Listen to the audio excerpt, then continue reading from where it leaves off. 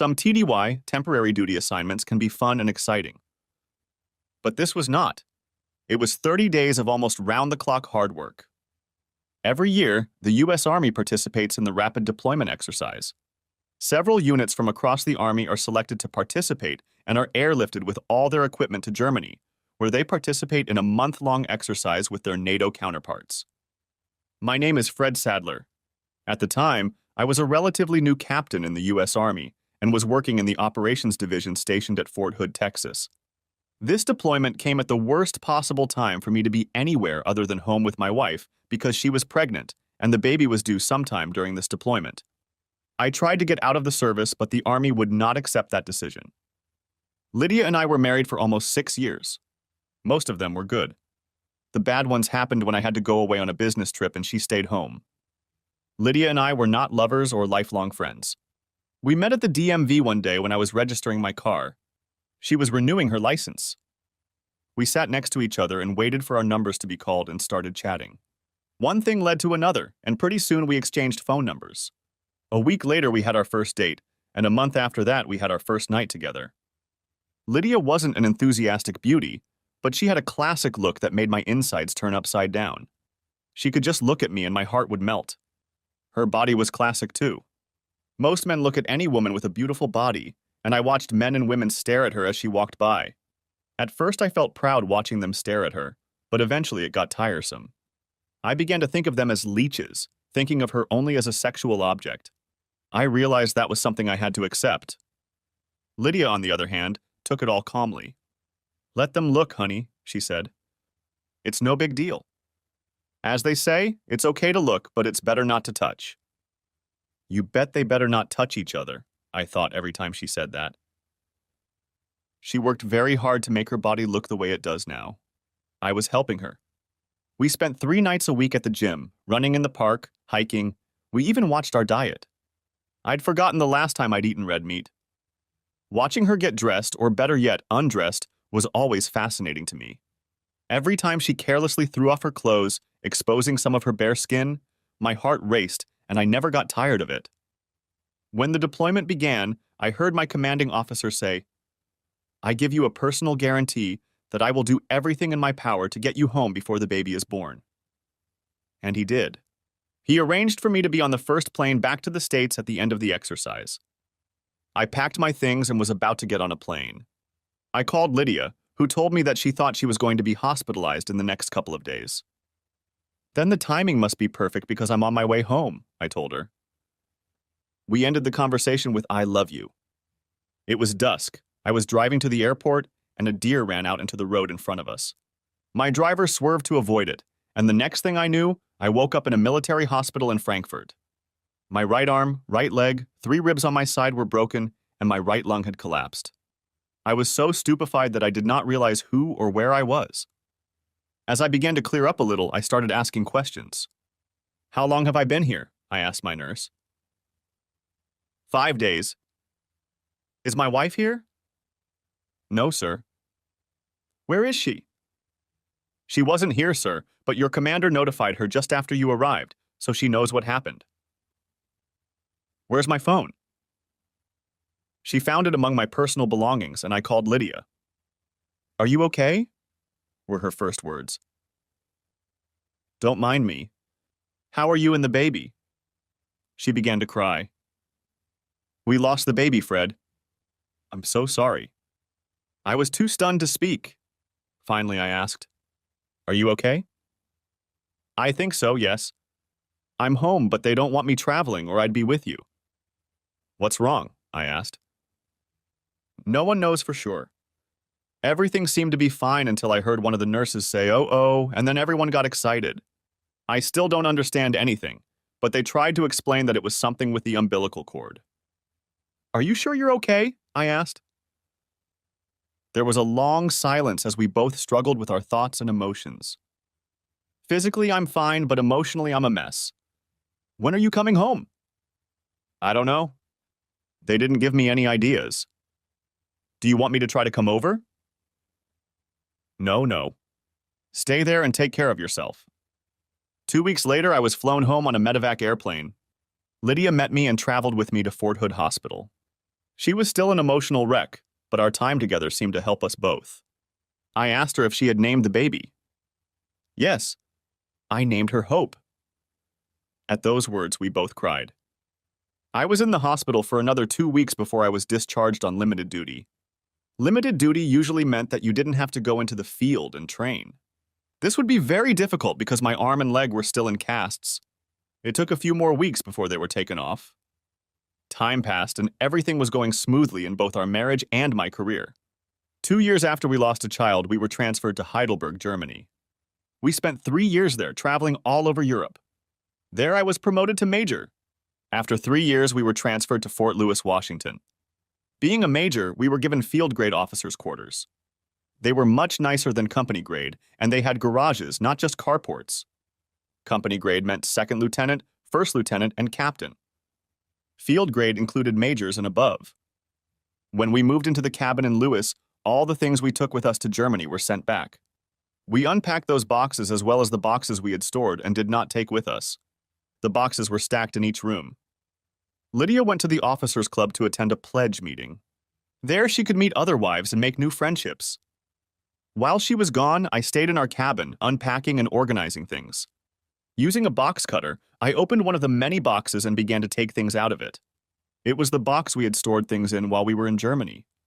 About halfway down was a small wooden box that I didn't remember seeing before. I placed it on top of the stack of boxes and opened it. My life changed forever.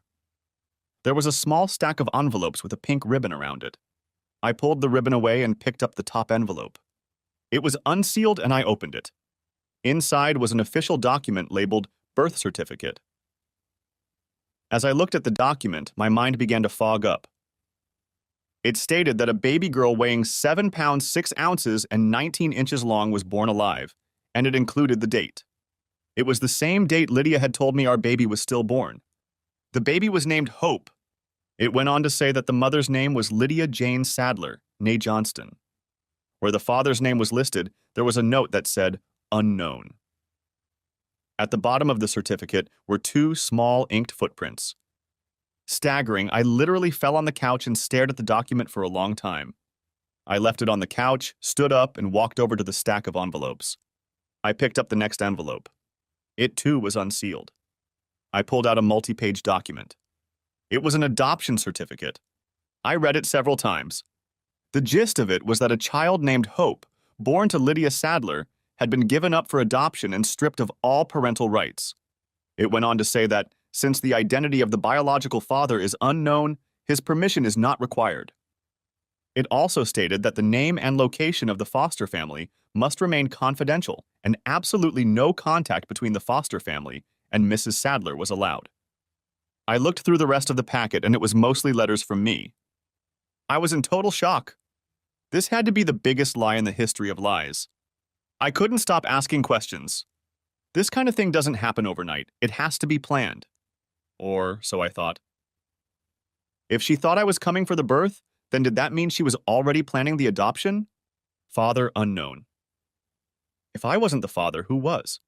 Obviously, even she didn't know. We were married for 6 years. How many men had she slept with in that time? Did she know? It made me feel uncomfortable. I managed to regain my composure to put everything back in its proper place. I even repacked and taped up the box that contained everything. It was as I was taping up the box that I saw the inscription, Lydia's Papers and Childhood Memories, written in magic marker on 4 sides. If I had seen that, I definitely wouldn't have opened it. She had to know that. Even in marriage, we need personal space and thoughts. I rearranged a few other boxes and put the box among them, trying to pretend I hadn't seen it. I went outside to sit on the back deck and get some fresh air because I was stuffy inside. What am I supposed to do now? How do I even talk about it? I was at a loss. There was no thought in my head about where to go or how to get there. I needed advice. If I went to my parents, they would explode and try to kill Lydia. I was their only child, and therefore their only hope. I realized the irony. Hope for a grandchild. I could have gone to her parents, but that prospect didn't inspire confidence. We had no close friends. The military moves and meeting different people were hard on both family and friendship. I was still there when she got home. She found me on the street. "Hi, sweetie." She kissed my cheek. How much have you gotten done?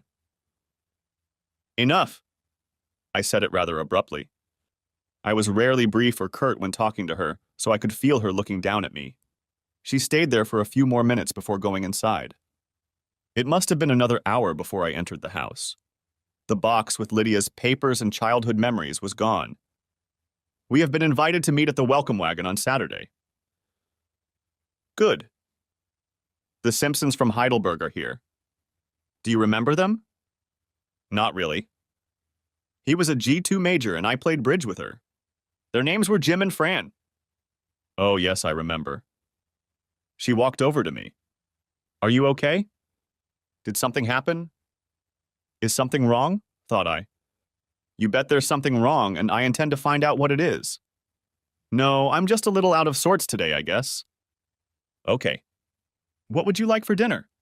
Or would you prefer to go to the O, Officers Club? I'm not hungry.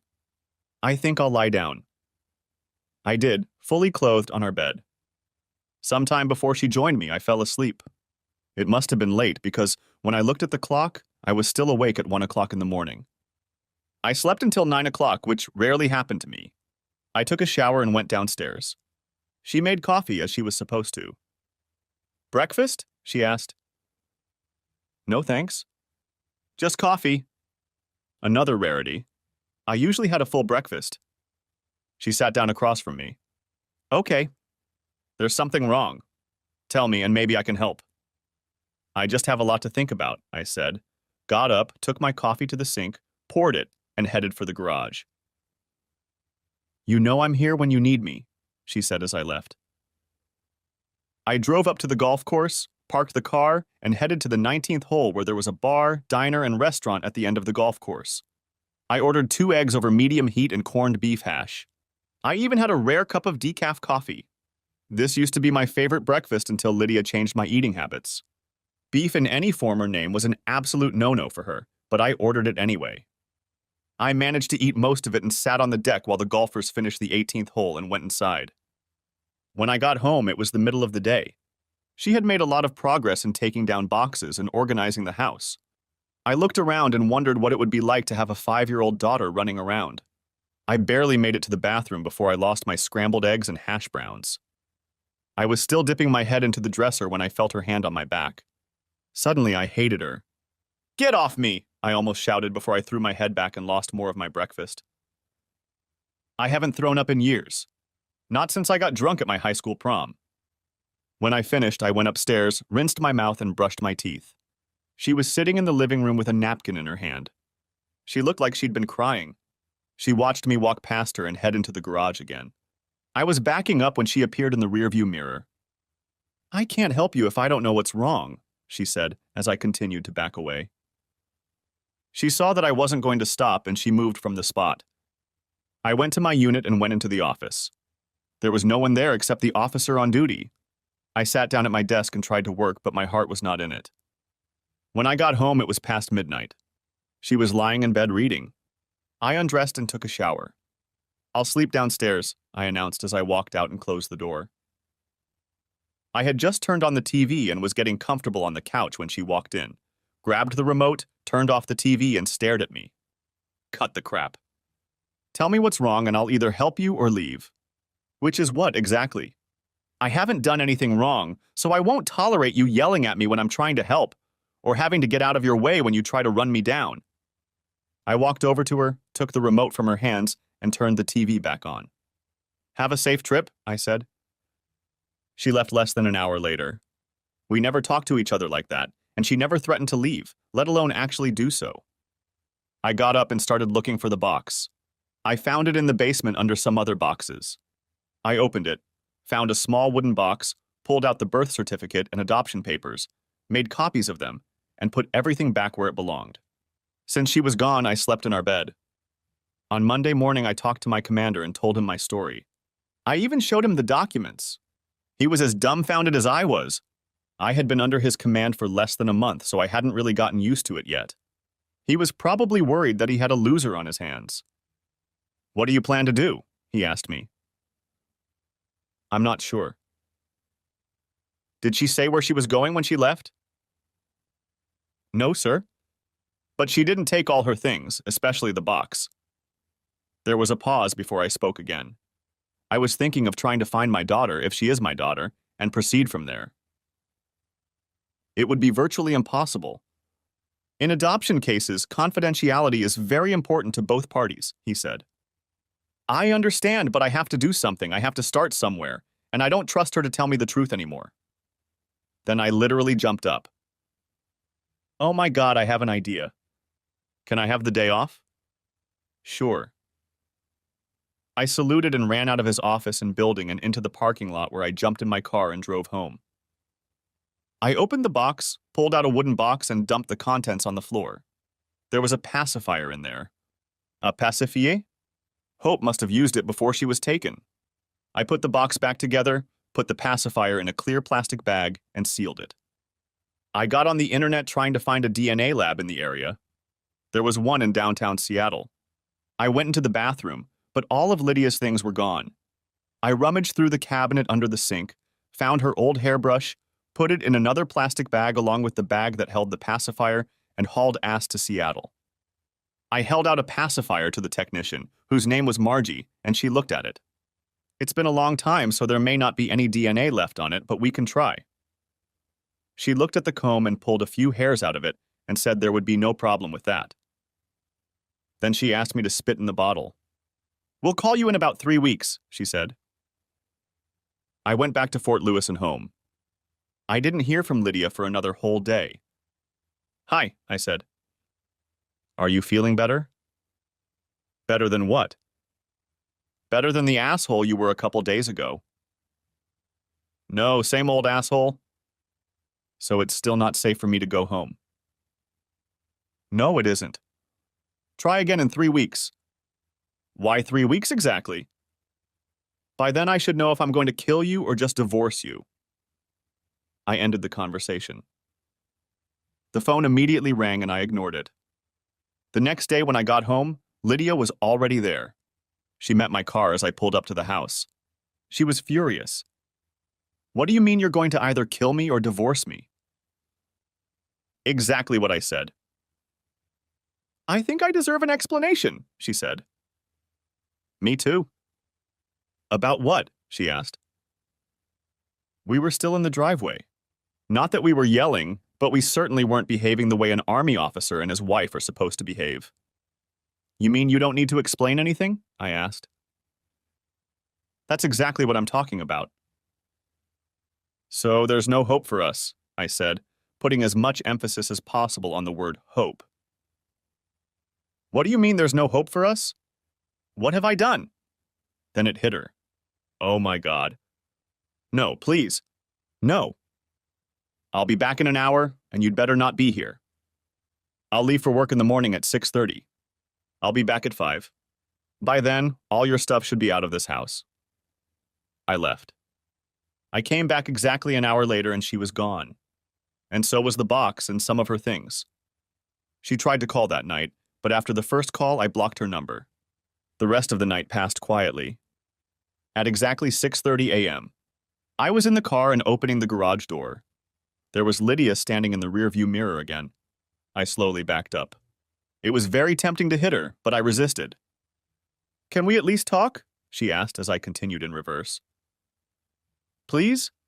Her hands rested on the trunk lid and she moved backward with the car. I didn't answer anything. A van was parked outside with 3 men sitting in the cab. I was already halfway there and the car was still moving. I saw the men get out of the truck, run up to her, and pull her out from behind my car. I didn't know whether to be happy or sad that they had done that. When I got home in the evening, the house was almost empty. She had picked out almost all the furniture and taken it away. True, she left my favorite chair in a bedroom set for guests. She also left the everyday dishes and a few pots and pans. She took the good silver and china and other nonsense that I didn't care about. The next morning, I called my office to let them know I would be late. I then called Post Housing and arranged for government furniture to be temporarily brought to my apartment. I also called the credit union, our stockbroker, the insurance company, and anyone else I could think of, and went about those mundane housekeeping things that are usually associated with divorce. I then made an appointment with a JAG, Judge Advocate General, Army lawyers. I knew they were not authorized to represent me in civilian court, but they could advise me. They confirmed what I suspected. She would get half. We lived in public housing, so we didn't own a house, but we had enough equity to buy one if we wanted to. Both our cars were paid off. We bought them in Germany much cheaper than we would have paid in the States for the same cars. I went to my office. My commanding officer talked to me for a while and told me to take whatever reasonable time I needed to get myself in shape and keep him informed of my progress or lack thereof. My life continued for a couple more weeks.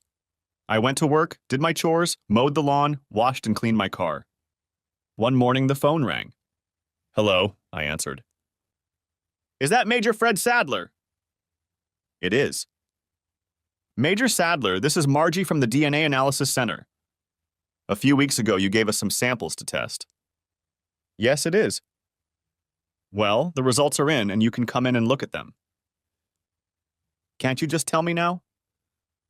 "No, sir, I can't. We can either mail them to the address you gave us or show them to you in person. We have no way to verify over the phone that you are who you say you are. We have to see identification. We can mail the results because, as you may recall, we asked you for ID when you were here, and we were able to verify your address. I'll be there as soon as I can." I walked through their door, introduced myself, and asked to get Margie. She came out and we shook hands. She asked to see my identification. "Come with me, please," she said. I followed her into a small room. She asked me to wait. She left and came back a couple minutes later. She handed me a pacifier and then spoke. "Sample A is yours. Sample B is from the hair you gave us, and Sample C is from the pacifier. We were able to determine that samples B and C are positively related. Sample A is not related to either B or C." "Thanks," I said, took the pacifier, put it in my pocket, took the papers and left. I got into my car. At least I didn't have a daughter calling some other man daddy, but someone else did. JAG was not authorized to recommend specific law firms or attorneys, but the JAG officer I spoke with was able to provide me with a list of approved attorneys and firms. The next day I started calling them. I made 6 appointments. At the 3rd appointment, I found my man. He was a retired JAG officer and hated cheating spouses, both wife and husband. I spent over an hour telling him my story. 45 years I've been practicing law, and this is the most diabolically unprincipled case of selfishness I've ever seen. She must have ice water in her veins where there should be blood. Too bad the courts here almost always side with the wife, regardless of the circumstances of the divorce. I can almost guarantee that they will side with your wife in this case as well. It's almost as if they feel they have to take the husband down, no matter how innocent he is. When I got home, it was late. There was a letter in the mailbox. It was from Lydia. "Fred? 3 weeks are up. Lydia." Short and to the point. The return address was her parents' address in Mechanicsburg, Pennsylvania. I called her. "Hi, Fred," she said. "I won't talk about it over the phone, and I'm certainly not flying to Pennsylvania, so I guess you'll have to come here." "If you mean Seattle, I'm already here. I sent a letter last week when I was there. I'll be at the house at 6:30. "Come over then," I told her. She hung up. I didn't make any special arrangements. No drinks, no cheese, no crackers, nothing. This was supposed to be a business meeting. I put the DNA documents and my copies of the birth certificate and adoption papers on the government-issued coffee table. She pulled up to the driveway at 6:20, but waited until exactly 6:30 to ring the bell. I was in no hurry to answer it. Opening the door, I invited her in and then indicated where she should sit. I sat on the couch. She sat in the uncomfortable straight-back chair across from me. I reached into my pocket and pulled out a pacifier and held it out to her. She grabbed it and held it to her breast.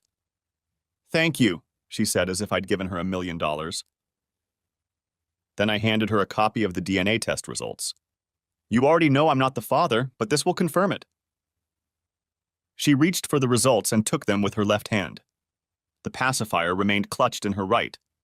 "I take it you are sample A?" she asked. "Yes." Then I pushed the rest of the papers toward her without saying anything.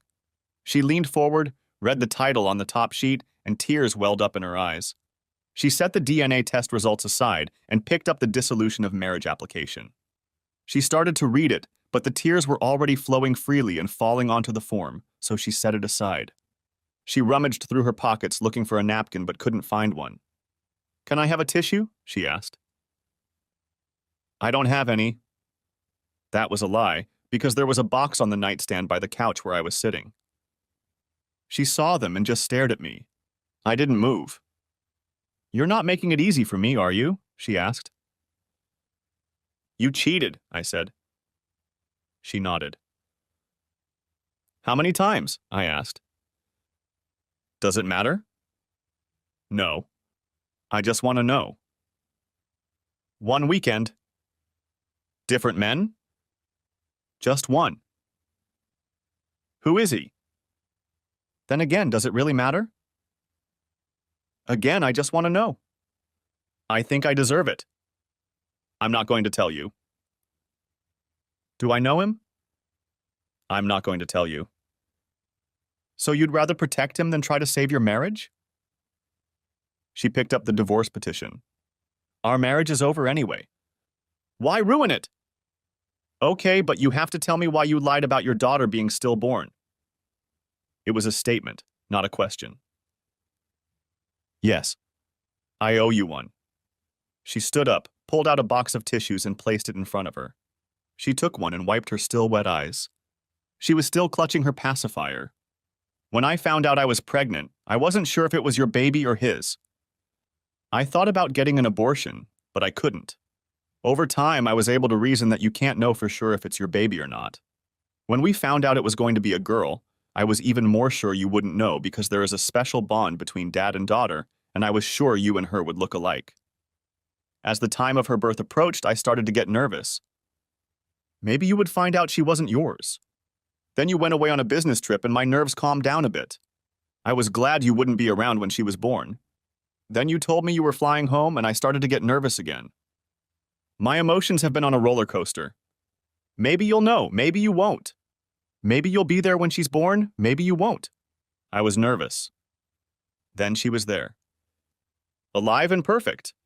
She was placed on my chest and I looked at her and fell in love. She was beautiful. She had blonde hair and blue eyes. Blonde hair and blue eyes, she paused. Just like her father's. You have brown hair and brown eyes. No one in our families has blonde hair and blue eyes. I knew she wasn't yours. She was my daughter and you were my husband. I loved you both, but I knew I had to choose between you. I chose you. The hospital staff helped me when I told them I wanted to give her up for adoption. Within 24 hours, I had the papers in my hands. They asked who the baby's father was, and I said I didn't know. They said it would be easier that way, because if I knew who the father was, they would have to get his permission. I just breastfed her and held her in my arms. She was sucking on a pacifier when they brought me the papers to sign. At this point, she started crying again. They took her away from me so I could sign. I signed and reached out to take it back. The nurse said, "You can't take her back. She's not yours anymore." I reached for her anyway, but managed to grab the pacifier before they left with her. I never saw her again. The 2 pictures I managed to take with my phone, that pacifier and her birth certificate, are all I have of her. Now she was sobbing. "Lord, forgive me, I want my daughter back." I sat and watched her cry for a long time before I brought her a glass of water. "Thank you," she said. I sat back down. It took her a long time to calm down. I knew I had to tell you something, so I made up the lie that she was stillborn and her remains were cremated. When you came home, I couldn't believe you didn't ask to see the birth certificate, death certificate, or anything else. I still can't believe it. I trusted you, I said. I had no reason not to trust you. Besides, it was so traumatic that I saw no reason to add to our suffering by looking at those pieces of paper. She continued. Eventually, you and I got our lives back to normal and I was almost happy, but a part of me was missing. It still is, and it gets worse every year on her birthday. I always took the time to pull out her birth certificate, touch her little footprints, and hold her pacifier. There were times when I wanted to put it in my mouth to feel closer to her, but it had some of my dried breast milk on it, and I wanted to preserve it, so I didn't.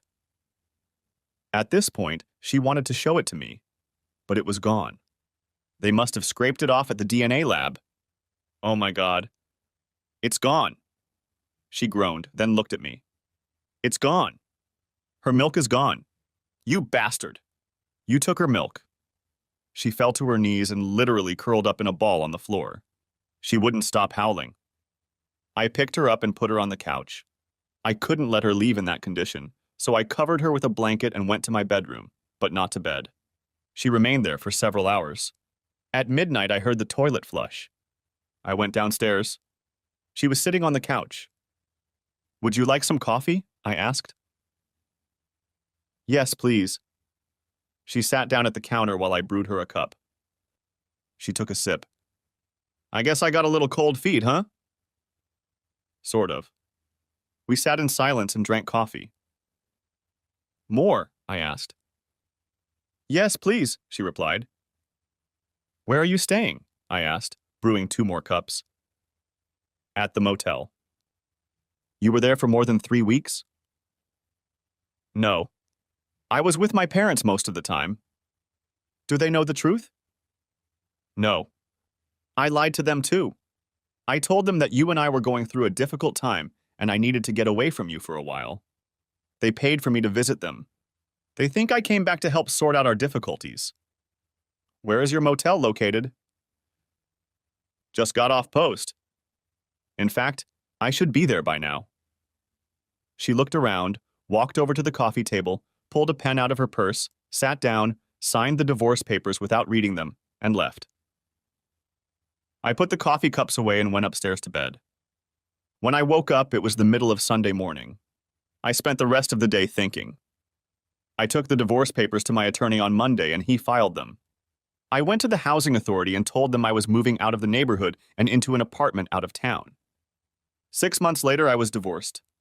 Neither the court nor I had heard from Lydia. As a result, she got nothing but her car and everything else she took. A copy of the final judgment was mailed to her parents' address in Pennsylvania. I've been thinking a lot about who Lydia cheated with. She never told me who he was or how the affair started. It wasn't just that she cheated and got pregnant that made me angry. It was that she defended the bastard and wouldn't tell me who he was. The only thing she told me was that it only lasted 1 weekend. Fortunately, I was so busy at work that I didn't have time to think about anything else. I also didn't have time for a social life. There was one officer who worked with me that I became friends with and spent at least 1 night a week having dinner with him and his family. In my imagination, they were the perfect military family. Husband, wife, 2 kids, 2 cars, and a beautiful home. They had everything. Of course, being a military family, they had to move periodically, pick up their kids from one school and put them in another, and face all the other hardships of military life. Civilian families tend to grow up in the same neighborhood with the same friends over time. But there are exceptions. Families in some industries, such as oil, move as often or even more often than military families.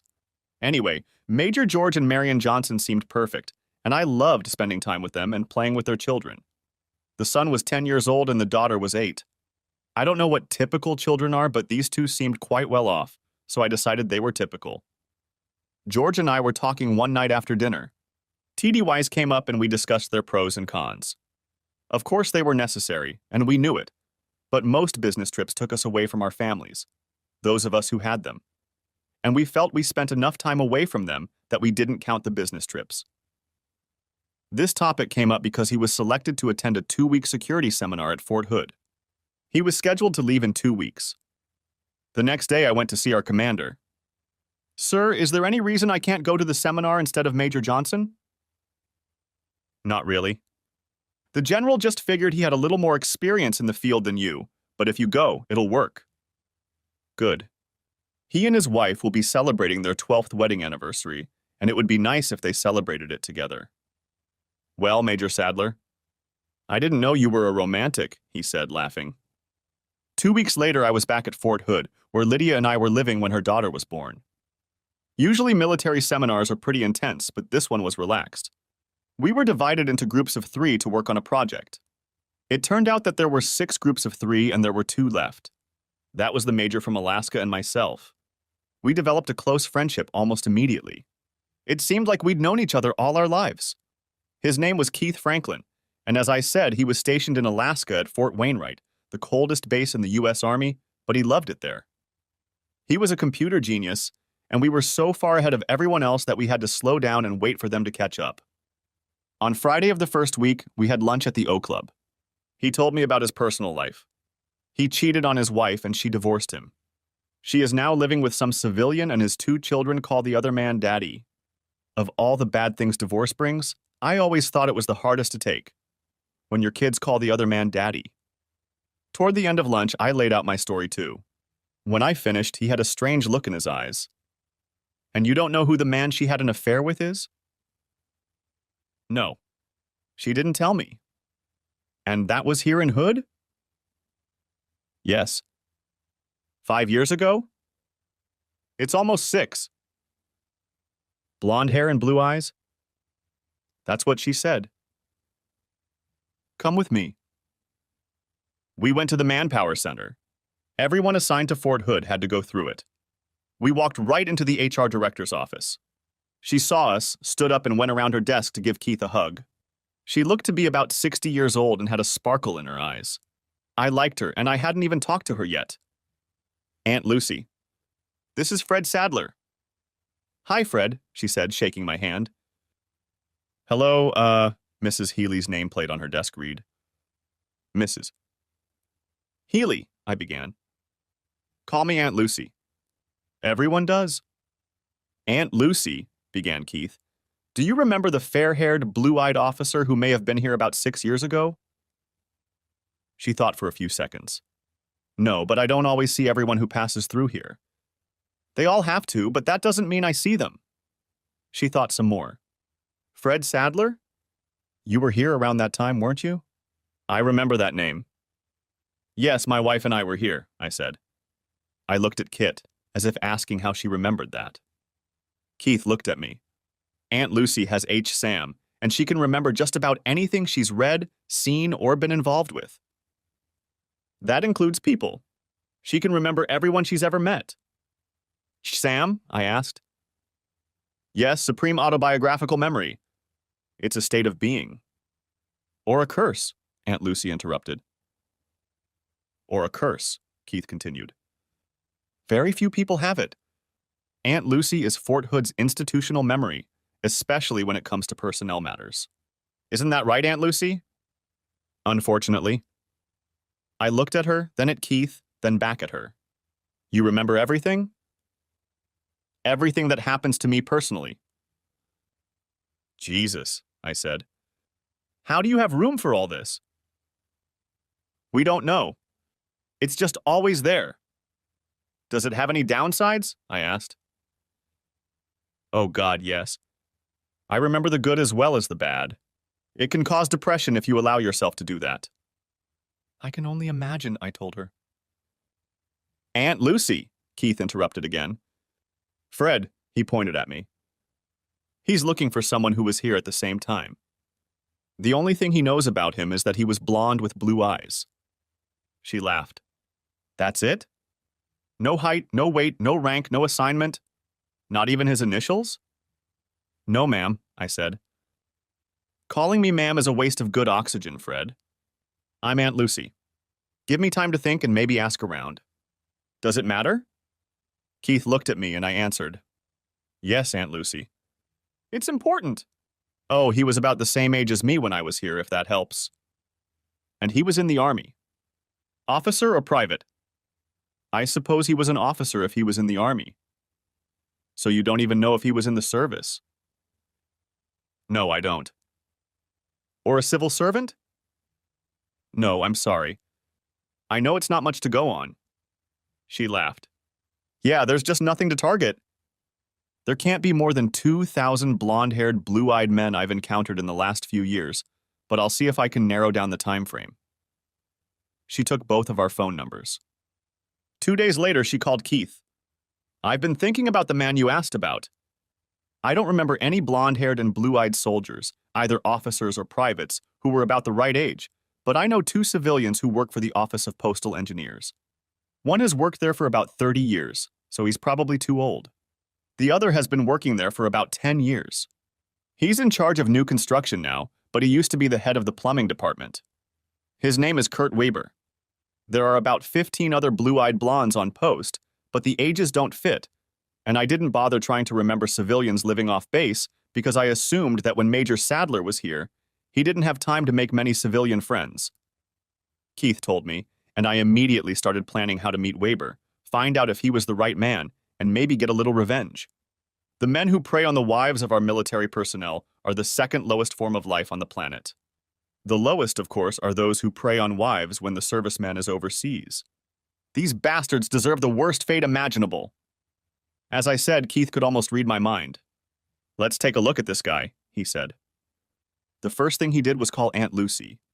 "Is there any legal way to get Weber's address and phone number?" "Of course," she said. "I have a civilian directory in my desk." 30 seconds later, we had both pieces of information. "I love you, Aunt Lucy," Keith told her. We got into his rental car, and at 3:45 p.m., we waited outside the main office of the engineer's post office. We recognized him immediately when he came out of the building. He was a good-looking guy, and I hated him at first sight. He headed to his car, and we followed him to make sure he was on his way home. He did. We sat within sight of his house for a couple hours.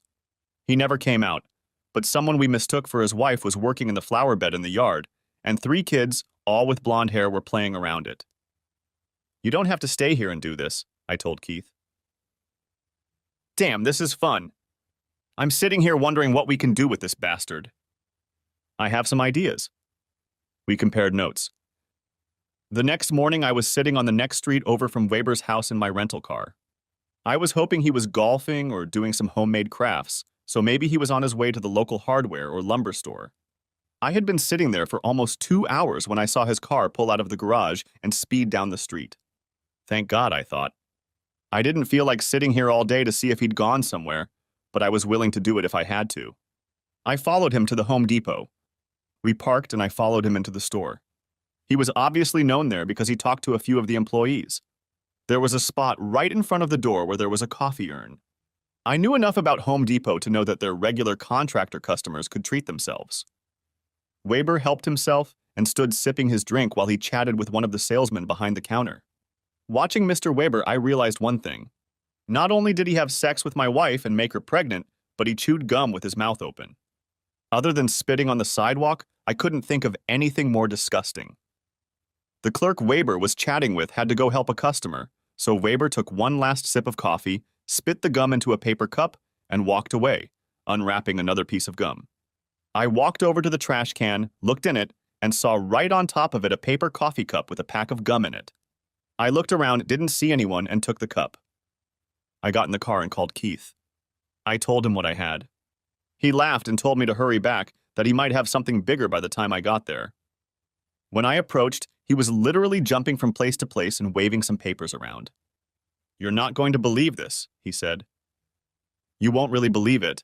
He grabbed my arm. "Look at this." "No, you better sit down." I did. He sat down next to me and put the papers in front of me. "Now look." There were a few names and an address. "So?" I asked. "So? So what?" "That's Hope's name, address, and her family's name. Her name is Sarah now. Sarah Randolph. I hacked into the files of an adoption agency. Those files are encrypted better than the nuclear missile launch codes carried by the President of the United States." Then he stopped and calmed down. "Well, I didn't personally hack their files, my brother did, but it's the same thing." I started to laugh.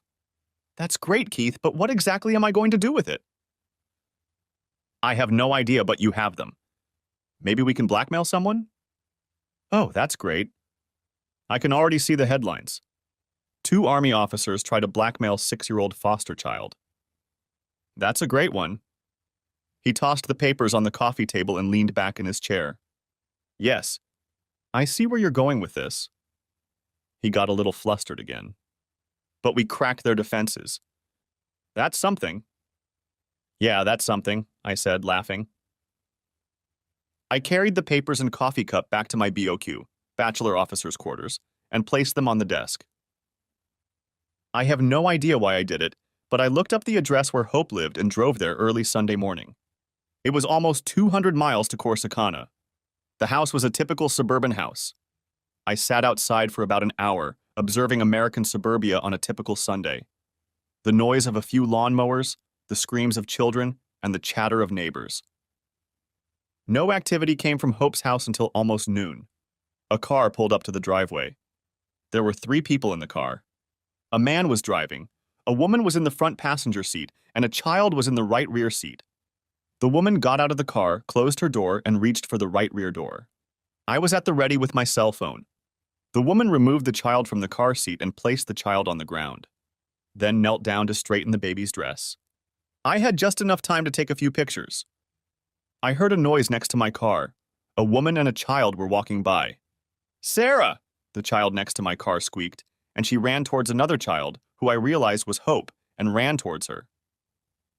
They were only a few feet away from my car, and I took a few more quick pictures. I started my car and drove off before either of the 2 women became interested in the strange car and man parked on their street. I drove a short distance away and stopped to look at the pictures. 4 were absolutely perfect. I could even make out her blue eyes. I drove back to Fort Hood. The following week, Keith and I finished the course with ease. We graduated on Friday and then had dinner and a few drinks together. Saturday morning, we went to the airport and flew home. Keith to Alaska and me to Seattle. The following Monday was a school day, so I had the day off. I took Lydia and Hope Margie's DNA reports to the DNA testing center. She didn't remember me until I reminded her about the pacifier. I gave her Lydia and Hope's DNA results and handed her a coffee cup with gum. "See you in 3 weeks," I said as I left. In fact, it only took 2. This time she gave me the results over the phone. "It's a married couple, no doubt," she said. "Mother, father, and child?" She would send me the official results in the mail. Okay. I had all the information I needed, but what was it for? What was I going to do with it? All it did was confirm that Weber was, in fact, the guy Lydia had cheated with. It took me a week to take the first step. I went to Walmart and bought paper and envelopes. I also made copies of 2 photographs of Hope and the DNA reports belonging to Weber, Lydia, and Hope. On the DNA reports, I cut off anything that I could tell where the report came from. I put it all in an envelope. I made sure I had gloves on from the moment I opened the bag of paper and the box of envelopes, made copies of the photos and DNA reports. I even used self-adhesive stamps and water, not saliva, to seal the envelope. I made every effort to keep it untraceable. I addressed it to Mrs. Kurt Weber at their home address. I also included Lydia's name and her parents' address because I had no idea where she was. Then I drove to Seattle's main post office and dropped the letter in the mailbox. I had no idea what would happen in Killeen, Texas, home of Fort Hood and the Weber family, when the package arrived. I certainly hoped the package would go to Mrs. Weber and not Mr. Weber. However, I knew what I wanted. I wanted Mrs. Weber to castrate the bastard and then shove his balls down his throat. I felt sorry for the 3 children I saw, assuming they were his, and of course Mrs. Weber, but nothing was too bad for Weber himself. He must rot in hell. The news from Killeen was a little over a month old. I got a call from Aunt Lucy. "I'm going to ask you a question and I want an honest answer," she said. "I'll do my best." "Whatever you're doing isn't good enough. I need complete honesty. Is that what you and Keith did to Weber?" "Aunt Lucy, I don't mean to sound smart, but what did we do to him?" "Set him up so his wife would file for divorce." "Okay. Here's what I did. Keith had nothing to do with it." I told her the truth. Most of it, anyway. I omitted Keith's part. I figured if anyone was going to get in trouble, it would be me. "You certainly stirred up a hornet's nest. Apparently, when his wife received your package, she didn't know if your DNA was his or someone else's, so she did it herself. She took some of his DNA and sent it off for processing. She also sent the profiles of that woman and the baby. They matched, and that's where it all went downhill. Who was the woman he was flirting with?" "She was my wife, Aunt Lucy." "Oh, Jesus. I thought it might be something like that." "Well, he was brought into the office yesterday and he's not thrilled. He was ranting and raving all over the base." "Good. Hearing from you that his marriage is over is the best news I've heard in a while. I just feel sorry for his family.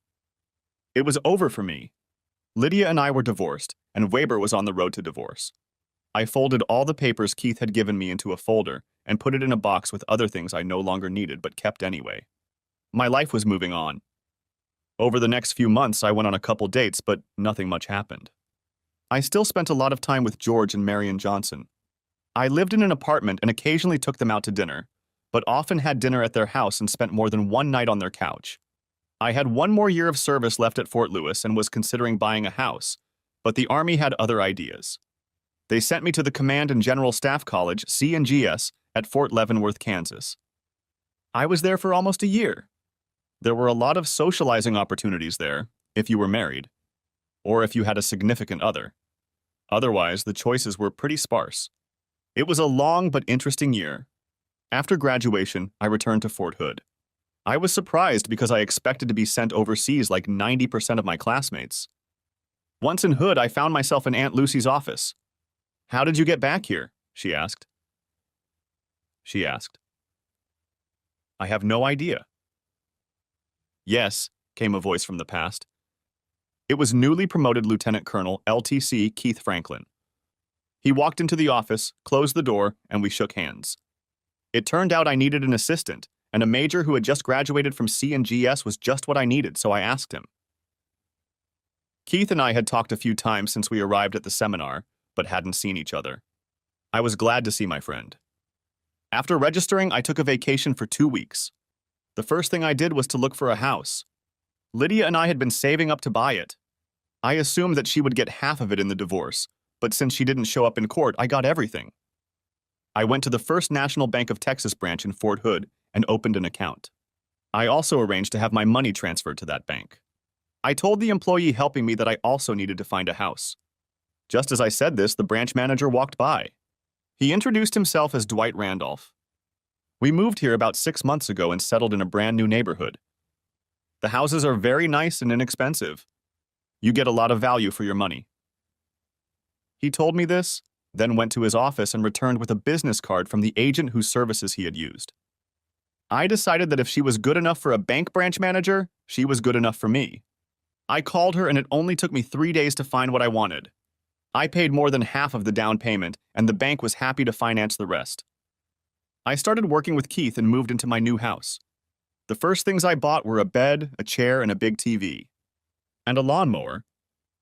I was spending my first night in my new house. It was already dark outside, and I had no curtains or drapes. There weren't even enough sheets to cover the big front window. I had just opened a beer and was holding a slice of pepperoni pizza in my hand when the doorbell rang. I had long since gotten off the no red meat diet Lydia had kept me on. I opened the door and there stood a woman. "Hi, neighbor," she said. "My name is Samantha Randolph, but everyone calls me Sammy. We live in the neighborhood. We haven't lived here long ourselves, and I just wanted to say hello, introduce myself, and tell you that if you need anything, just ask. Is your wife here?"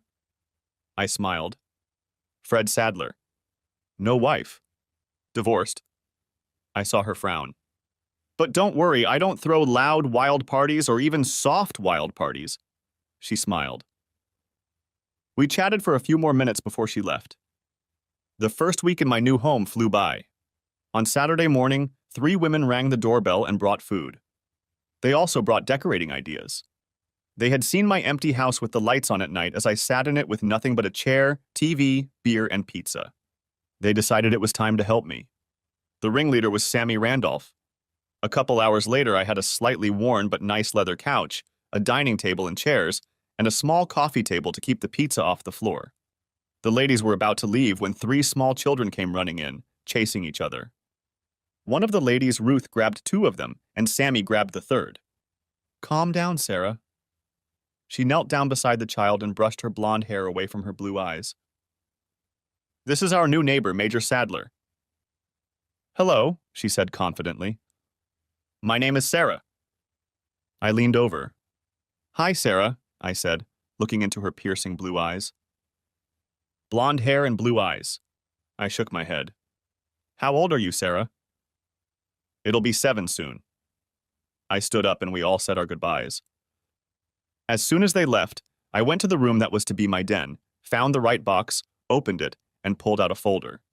In it were the pictures I had taken. It was the same baby. I hadn't paid attention to the names of the foster parents before, but now I did. The adoption papers named Dwight and Samantha Randolph as Hope's adoptive parents. I literally fell on my butt and just sat there. What were the odds?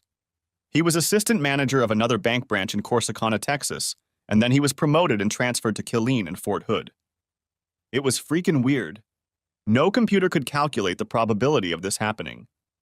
Sammy and her friend mostly decorated my house. It took a few weeks, and when it was done, we had a neighborhood open house. Sammy invited her sister-in-law, Joni Payne, who happened to be divorced. I haven't enjoyed female companionship in a long time. Joni and I hit it off right away. She was the last to leave the party, and I couldn't wait to call her the next day. We met for lunch and had dinner with Dwight, Sammy, and Sarah. Sarah was short because she wanted to go play with her friends. Over the next few months, we were together as often as possible. The first night we spent together was very good. We were sitting at the kitchen island when the doorbell rang. I threw on my robe and went to answer it. It was Sammy. "Good afternoon, Fred," she said as she walked inside. "We were wondering," she saw Joni. "Well, what do we have here?" she asked, heading toward her sister-in-law. Joni was sitting on a stool eating a ham and cheese sandwich. As Sammy approached her, she set the sandwich aside and turned to face her sister-in-law. Her robe was open and Sammy reached up to close it. Joni laughed. "Too late for modesty, sis. He's already seen everything. In fact, he's—" "Never mind," Sammy said. "Spare me the details. Anyway, we were wondering if you, Fred, and since you're here, you, Joni, wanted to go to the mall. Fred, I know you still need a few things for the house." "Yeah, like that awful bedspread," Joni added. "What's wrong with the bedspread?" "I picked it out myself." "That's what's bad," said Joni, getting up and kissing Sammy on the cheek. I left the room and went upstairs to get dressed. When I came back, they were still discussing my bedspread. When they saw that I was dressed, they fell silent. "We'd love to go to the mall," I said. "If we can get Joni to get dressed." A few minutes later, she came downstairs in the clothes she had worn to dinner last night. "If this keeps up, I'll have to leave my clothes here. I can't go shopping in clothes like this." "You can today," I said, pushing her out of the house. Dwight was as surprised as Sammy to see his sister walking out of my house. "Don't ask," Sammy said. Dwight and I sat in the front, and the two women and Sarah sat in the back. Joni was reading a book to Sarah, who was already asleep when we arrived at the mall. When we got back in the evening, I drove Joni home. She invited me to have a nightcap and eat a piece of ass. I accepted her offer. The following weekend, Dwight and Sammy asked Joni to watch Sarah while the two of them went out to dinner. We were in the backyard watching Sarah in her sandbox. Without looking at Joni, I said, "She's a beautiful child, isn't she?" "Yes, she is." "Did you know she was adopted?" "Really?" "Yes. They've had her since she was born. According to the adoption agency, the birth mother was married, had an affair with a man she doesn't even remember, and got pregnant. Her husband was in the military. She didn't want him to find out about her affair, so she gave Sarah up for adoption. Dwight and Sammy were there to take her home." "Sarah is the name her own mother gave her?" "No. That name was Hope. It's on the birth certificate, but Sammy and Dwight changed it. Sarah suits her better." "What happened to the birth mother and her husband?" "I have no idea. The adoption agency closes their files very tightly. They don't give the birth mother access to information about the adoptive family, and vice versa." Sarah came over and wanted to sit on Joni's lap. She leaned her head against Joni's and fell asleep almost immediately. A few minutes later, Joni asked me to carry Sarah into the bedroom and put her to bed. It was my first time touching her and I felt very uncomfortable. I gladly laid her down. 7 months later, Joni moved in with me. A year after that, we were married. We had a very happy year until the Army intervened. We were told we were being sent to Germany for 3 years of service. We had 60 days to get there. One of the things the government does well is move people, and we were in the country with all of our possessions, including my car, within the allotted time. Germany is a beautiful country, and the area around Heidelberg is spectacular. Joni had never traveled outside of the United States, so she enjoyed adventures and traveling around Europe. One of the first things we did was buy a new car. She was over the moon, racing down the freeways as fast as she wanted in a car built for high speeds.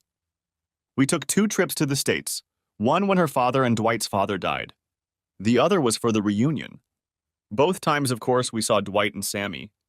We saw Sarah at the funeral, but when we went back for the reunion, she was at camp. I breathed a sigh of relief. Sarah and I had never gotten along. I guess some internal mechanism told us both that we weren't going to be friends. I was fine with that. I understood that she had no say in her birth and didn't know who her parents were, but in my mind, she was still the child of my ex-wife and her lover. Joni and I had been trying to have children, but we just never got around to it. We also talked about adoption, but it never went very far. Keith and I remained friends and talked from time to time. He had remarried, and while Joni and I were in Germany, he was stationed in Belgium, and we visited each other. More than once, he and I discussed the fantastic turns of events that had led us to where we ended up, and he blamed it all on himself. If he hadn't gotten his brother to hack into the adoption agency, we wouldn't have known who or where Hope was. After 3 years, we received orders to go to Fort Bragg, North Carolina. I was going as a new LTC assigned to the post headquarters as an executive officer under the post commander. This was normally a position for a colonel, not a junior lieutenant colonel, but I didn't mind. In the military world, you don't look a gift horse in the mouth. Joni and I decided to live in government quarters while we served there. Our house in Killeen was rented out, and we decided to continue doing so. To help me get settled in, the staff organized a series of briefings with the various departments that support the post. One of the briefings was to be given by a postal engineer. Representatives from that department, as well as the postal engineer himself, were already in the conference room when I arrived. I sat down in my seat at the table and watched as a blue-eyed civilian stood up to begin his speech. His hair was slightly blonde, but with a touch of gray. He introduced himself as Kurt Weber. I just stared at him. He had been talking for an hour and I hadn't heard a word, and my gaze never left his face. It was obvious that he was uncomfortable with me looking at him. At the end of his speech, he asked if I had any questions. "Tell me, Mr. Weber, have you ever been to Fort Hood?" "Yes, sir. I was in the engineering department." "Did you like it there?" "Yes, sir." "Why did you leave?" "It's rather personal, sir." "You are correct. I withdraw the question. I just like to know about the people I work with. I seem to recall a scandal at the Fort Hood Engineering Department a few years ago. Do you know anything about that?" "I vaguely recall something about one thing. There was someone cheating, if I remember correctly." "Ah, well, I just remembered something. Thanks for the briefing. If you need anything at headquarters, feel free to contact me. Just in case you forgot," I pointed to the name tag on my uniform, "my name is Sadler. Sadlar, Fred Sadler. I wouldn't want you to forget it." I was still looking straight into his eyes and I could see the light bulb turn on and his eyes get huge. Kurt Weber became several different colors, ranging from red to pale gray. I got up and walked away. In the afternoon, I learned that Mr. Kurt Weber had requested a transfer. Unfortunately for him, this request had to go through me. When I received it the next day, I wrote in large letters, "Response," and added a handwritten note. "I have plans that involve Mr. Weber's expertise. He will play a key role in the realization of these plans." The next day, to the surprise of almost everyone, Mr. Kurt Weber tendered his immediate resignation. I signed it. Every day I fell more and more in love with Joni. I watched her get more and more beautiful and sexy. Every morning I looked in the mirror and all I saw was an aging, middle-aged man, and I wondered what she saw in me, but whatever it was, I was grateful for it. We enjoyed our time together, and time, in the form of years, flew by quickly. Much faster than I wanted it to. We were serving in Alaska and traveled to Killeen to visit Sammy and Dwight. On our first evening, they engaged us in a decision they had made with Sarah, who was now almost 18 years old. She had known from the beginning that she was adopted, but was now interested in trying to find her biological parents. Dwight and Sammy supported her decision, but the adoption agency gave them no help, saying they had to comply with the laws. All we heard that first day was how archaic the laws were and that they needed to be reformed, especially considering how important it was for an adopted child to know the health status of the birth parents. They decided to go to a website dedicated to DNA and ancestral origins, send Sarah's DNA, and see what happens. Sarah thought it would be nice to have her own mother come to her high school graduation, but since it was only a couple weeks away, they decided that was unlikely. That night, Joni and I were already in bed when she asked, "What are you going to do?" "About what?" "About Sarah." "What about her?" "Come on, Fred. Married couples don't have secrets, or shouldn't have any. I found your little file 6 months after we were married. She can avoid DNA testing if you tell them everything you know. Oh shit, I said. Yeah, oh shit. Why have you been silent all these years? I'm not sure. I guess I knew how sensitive you'd be about it, and Dwight and Sammy didn't need to know, so I kept quiet. But now? But now it's become important, and you have to address it. Any suggestions on how I can do this? Just tell the story, I suppose. How do you think they'll take it? Dwight is my brother and just like me, so he'll take it normally. Sammy is the dark horse. Okay. Tomorrow we'll get Sarah out of the house and tell them. She leaned over and kissed me gently. Do I ever bore you? She asked. What a silly question, I said. Of course it isn't. Why did you even ask it? Because you haven't touched me all day. I grinned and reached for the buttons on her pajamas. I can fix that right now. The next morning was Sunday.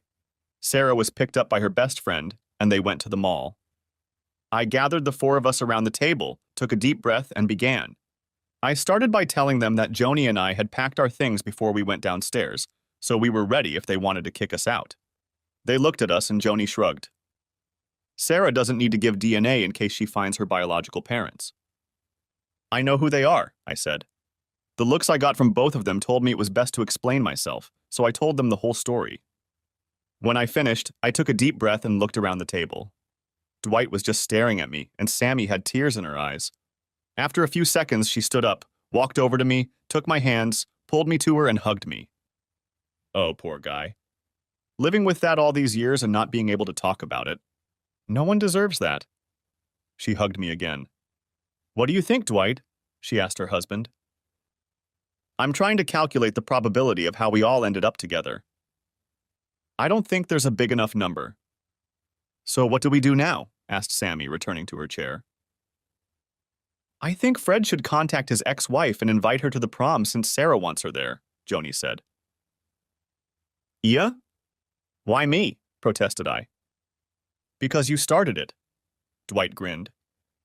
But who's going to contact Weber? Not me, I said, and told them about the last time I saw him. You never told me that, Joni said. I didn't realize you knew the whole story, did I? She leaned over and kissed me. I love this woman, I thought. Later that day when Sarah returned, Dwight and Sammy told her about it. She was both nervous and excited and wanted us to continue.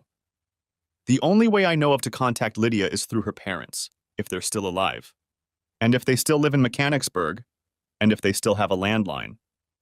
I waited until Monday morning and talked to a private investigator. I asked him to help me find Lydia's parents and Kurt Weber. It took him 2 hours to get the parents' phone number. It took Weber a little longer. I called Lydia's parents, reminded them who I was, and told them I needed to talk to Lydia. I gave them my phone number to give to her. Not an hour later, my phone rang. Hello? This is Lydia Bowman. I was given this number. Hi, Lydia. Fred? Yeah. How's it going? I asked, trying to think of something clever to say, but I couldn't. Actually, I'm doing great. How are you? Very well. Lydia, I need to talk to you about something very important. Okay, go ahead. Not over the phone. Tell me where we can meet and we'll talk in person. Explain it to me. We haven't spoken in years, and suddenly, out of the blue, you have something so important that it needs to be discussed in person? That's it. I'm sorry, Fred. I'm not buying it. Okay, but remember I gave you a chance. A chance at what? Come on, Fred, what's the matter? Only in person, Lydia. Call me if you change your mind. Wait. Wait. Okay, goddammit. We live in Vegas. That's better. I'm flying out there tomorrow, and I'll call you when I land. You decide where you want to meet. The next day, we met in the lobby of the Bellagio Hotel. I guess she needed a lot of witnesses. Hi, Lydia. Hello, Fred. This is my husband, Roland. Roland Bowman. Hi, Roland. I turned my attention back to Lydia. I need to see you alone for 10 seconds. Anything you have to say, you can say in front of Roland. Whatever you say, but this is about the hope you had. She turned pale. Can we still talk? Yes. He knows about her. Okay. Let's sit down. We found as quiet a corner as we could, given where we were. I recommend something to drink. Wine will do. We agreed to a red and I ordered it. Let's wait while we get some poured into our glasses. I paid for the wine and we all took a sip. Her name is Sarah. She's graduating in 2 weeks and would like you to be there. Roland and I watched her pass out with a glass of wine in her hand without spilling a drop. Roland took the glass from her, set it down, and patted her cheeks until she regained consciousness. What did you say? I repeated it. Then I pulled out the picture of Sarah and showed it to Lydia. She began to cry, touching the picture as gently as she could. She's beautiful. Where did you get her? I took a picture of it yesterday in her living room. You took it? How? Why? I told her the whole story from beginning to end. I even told her that we had tried to find Kurt Weber to invite him, but he seemed to have disappeared. She didn't realize I knew his name and was shocked a second time. She was stunned at first, but then she got angry. Really angry. Why didn't you ever tell me? Why did you keep her from me all these years? Her voice grew louder and louder. Roland jumped up. Calm down. Calm down. You gave up all rights to her. Fred is breaking the law by doing what he's doing now, so chill out. She calmed down. When can I see her? At her graduation, if you want to come. Of course I'll come. Can I see her sooner? You both need time to get used to it. Take your time. How about we get there the day before? She smiled. That would be wonderful.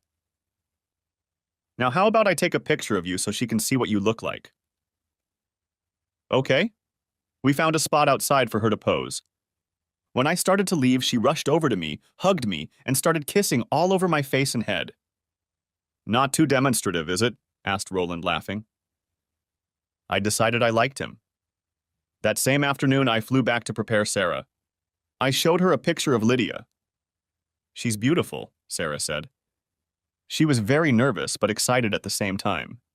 For the first time since I'd known her, she hugged me. Thank you, Uncle Fred. Now we know where you draw your beauty, said Sammy, snuggling tightly against Sarah. Do you know what my birth father looks like? Sarah asked timidly. Asked Sarah timidly. The other 3 adults looked at me with widened eyes, waiting to see what I would say. I thought for a second before I spoke. Let me tell you that you got your blonde hair and blue eyes from him. The 3 adults breathed a sigh of relief. We had only taken a week's vacation, so I had to go back to Alaska, but Joni stayed behind to help everyone prepare for the big day. I left for Alaska, promising to be back 2 days before graduation. The day before I was due back in Killeen, I got a call from a private detective. The most he'd been able to find out about Weber was that after leaving government service, he'd taken a job as a consultant to the government of a Middle Eastern country. Like several other American consultants, he disappeared shortly after arriving in-country and has not been seen since. I met Lydia and Roland at the airport and drove them straight to Sarah's house. When we entered, she was standing in the middle of the living room. I let Lydia go first. They looked at each other for a long time. Then Lydia spoke. I brought you this, she said, pulling out a pacifier. It belongs to you, and I thought you might want it back.